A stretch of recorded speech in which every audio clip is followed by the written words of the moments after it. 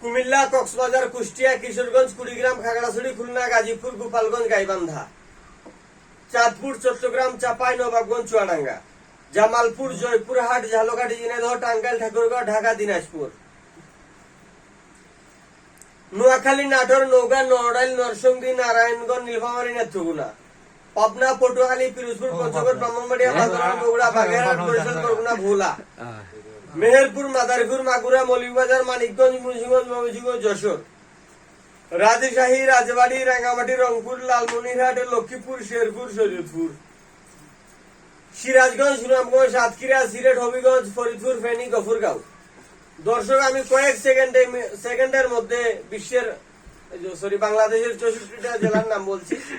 R my name is all rounder Zakir Naik, সম্ভাব্য MP সিলেটের 1 থেকে 6টি আসন, এবং আস্থা সিলেটবাসী উসলি গেছে আমার এমপি হিসেবে দেখার লাগি, এবং আমার বুটে ওলা খালি ফাল্লা আর কই মশলা, এবং আমারে বুট দিত না এরা মানুষ টুকাই ভাই, আমরা আপনারা ফাইলে ফার্মেসি তুই আইবা। আর লেখাটা আপনারা আমার হরকা জানে আরাম পাইবা, অলরাউন্ডার জাকির নায়েক, সম্ভাব্য এমপি সিলেটের 1 থেকে 6টি আসন। তো আমি রিক্সা চালাই, যে ব্যক্তি আমার ভিডিও শেয়ার করবো তার লাগি 3.5 বছর রিক্সা ভাড়া ফ্রি। আর এটা হচ্ছে সিলেটের গোলাপ